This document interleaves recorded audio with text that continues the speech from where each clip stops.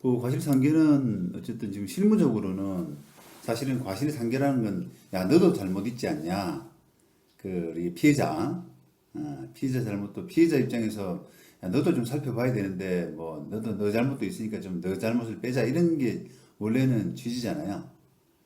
그런데 이제, 그렇게 따지면은 사실은, 야, 그럼 공인중개사한테 돈 주고 맡겼는데, 그거를, 나도 등기부를 떼보고, 나도 권리관계를 확인하고, 해야만 되고, 그걸 안 하게 되면 내 책임을 좀 물어야 되는 그런 거는 조금 이상하지 않냐? 전문가, 예를 들면 변호사한테 뭔가를 맡겼는데, 그죠? 또 소비자로서, 또 의뢰인으로서 다시 확인해야 되고 하는 그런 부분이 조금 그 이상할 수가 있는데, 그런 그 과실상계의 어떤 그 본연의 기능이 있잖아요. 그러니까 피해자도 과실이 있으면은 좀 빼자라고 하는 부분과 별개로 우리가 약간 손해를 그 조정하는 측면, 피해 분담을 좀 조정하는 측면 그런 부분도 좀 있다고 봅니다. 과실상계가. 그래서 중개사가 많이 받은 돈이 그걸로 뭐 50만 원이고 100만 원인데 그걸 몽창 그냥 그 피해자 과실이 피해자가 뭐 특별히 잘못한 게 없다 그래서 그 전액을 다 물어주라 그러면 그 중개사한테 조금 너무 부담이 많이 간다라고 해가지고 그걸 좀 조절하는 기능도 가졌었거든요. 그런데 이제 그 차원에서 과실상계는 대부분 다 이렇게 중개사고 이런 면에서는 대부분 인정돼 왔어요 그동안에. 그런데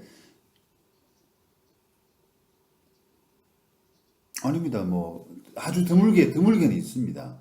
저 이제 판사도 이제 경우에 따라서는 이게 전문가한테 아까 제가 말씀드렸잖아요. 전문가한테 맡겼는데 왜 소비자가 그걸 또 확인 못했다 그래서 소비자 과실을 상계를 해야 돼? 그거는 안 맞지 않냐?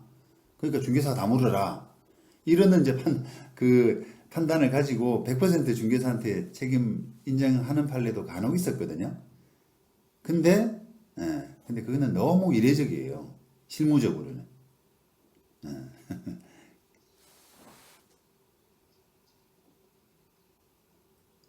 그렇죠. 약간 재판부의 캐릭터, 세계관.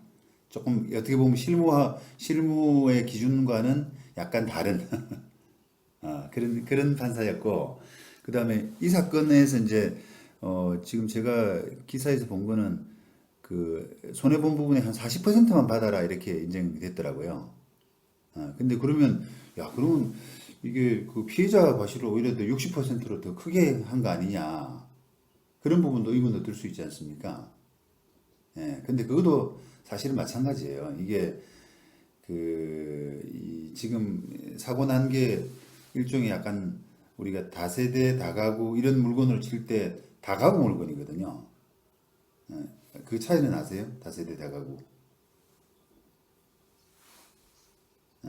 다세대는 이제 아파트처럼 개별 호실이 다 개별 등기가 된 호실 그런 물건을 말합니다.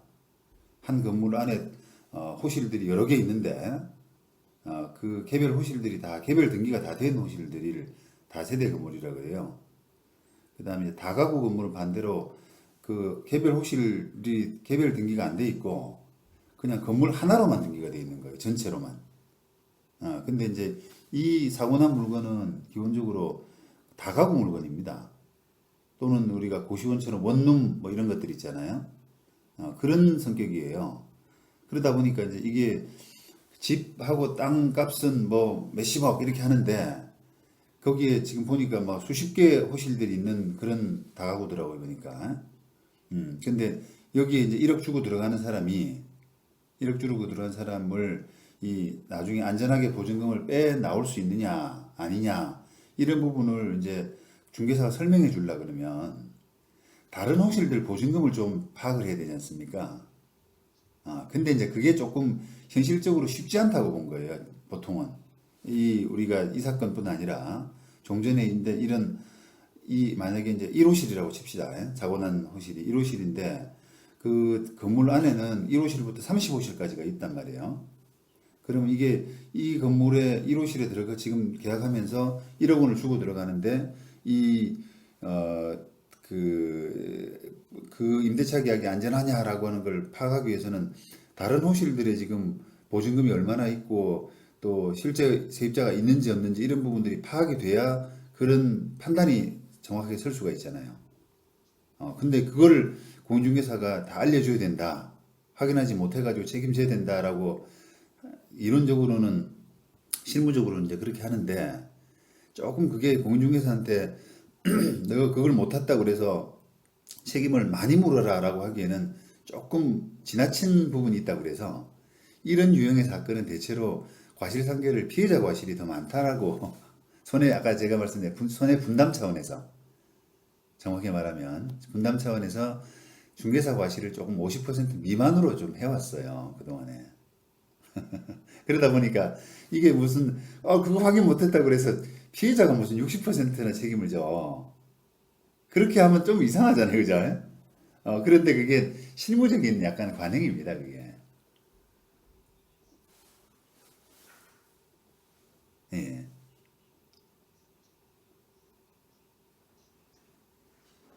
음.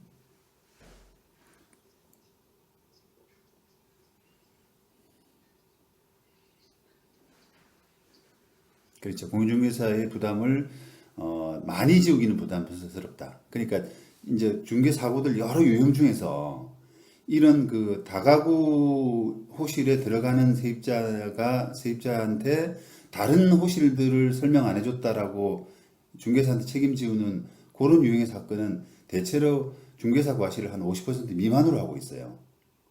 근데 반대로 어떤 뭐 아파트 이제 그냥 물건 권리 관계가 단순한 거 있잖아요. 그런 한 호실 그냥 아파트를 임대차에서 들어가는데 권리관계 설명을 잘 못 해줬다라고 하면은 그런 사건은 보통은 50% 이상으로 납니다. 중개사 과실이.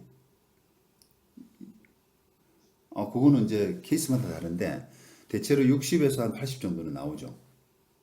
중개사가 예를 들면 10억 이제 이 사고에서 피해자가 1억 손해 봤으면 중개사가 한 6천만 원이나 8천만 원은 손해를 봐야 된다. 이 배상을 해야 된다.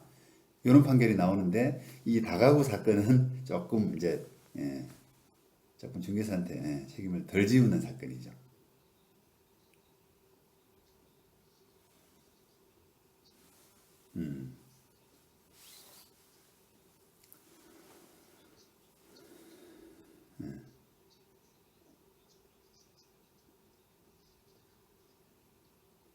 아니요, 뭐 그거는 가장 크게 문제 삼는 게 아니라 일단은 그런 중개사한테 이제 배상 책임을 지울 때 지금 우리 앞전에는 지금 중개사가 책임을 진다라고 할 때 몇 퍼센트를 지느냐 이런 부분을 많이 얘기했잖아요. 그런데 이제 그게 아니라 기본적으로 중개사가 뭔가 잘못한 거냐 우리가 이제 법적으로는 확인 설명 의무라고 하거든요. 중개 의뢰 받아서 계약을 해줄 때 확인하고 설명해 줘야 될 의무를 다 했느냐라고 하는 부분에서 볼 때 중개사가 이제 이런 사고에서는 뭐라 그러냐면은 그 물건 확인 설명서 거기는 안 적었지만 내가 다 말은 다 했다. 이게 다른 호실들의 세입자가 있어서 이 부분은 알 수도 없고 조금 위험할 수도 있다. 이런 부분을 말로 다 했고 그건 상식적으로 다 알 수 있는 거 아니냐. 그죠? 이런 식의 이제 주장을 해요. 재판 가면은. 그런데 이제 재판부가 그러면 세입자는 못 들었다 그러고요. 중개업자는 말로 했다는 거예요. 그러면 이제 그런 상황에서 재판부가 어떻게 판단하냐면 그 입증 책임은 설명을 했다라고 하는 입증 책임은 중개사가 져야 되는데 말로 했다는 거기 때문에 증거도 없고 그다음에 확인 설명서에 안 나와 있으니까 그거는 설명을 안 했다라고 보는 것이 맞다. 이런 판단이에요, 결국은.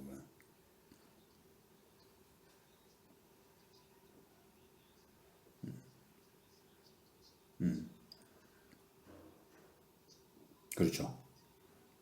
그렇죠. 예.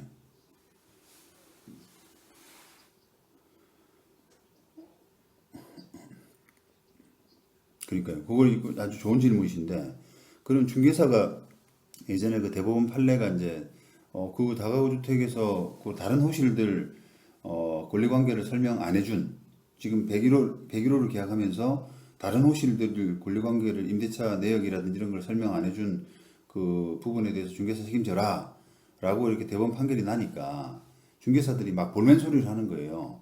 아유 집 주인이 안 가르쳐 주는데 내가 어떻게 하느냐. 그러는 이제 당연히 이야기가 나올 거 아닙니까?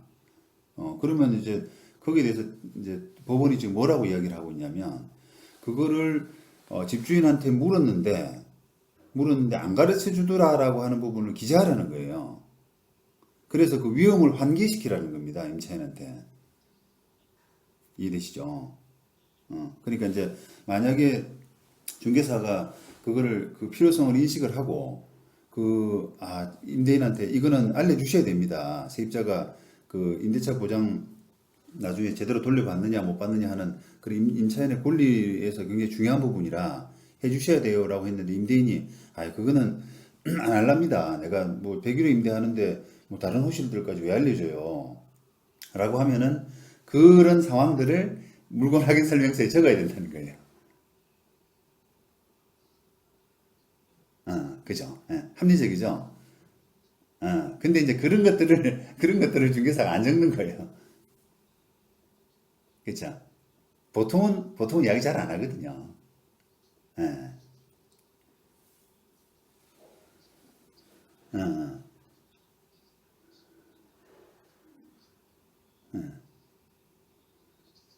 그렇죠. 그러니까 중개사가 이제 눈치 보면서 그걸 적당히 그냥 뭉개고 그냥 넘어가는 경우가 많단 말이에요. 예,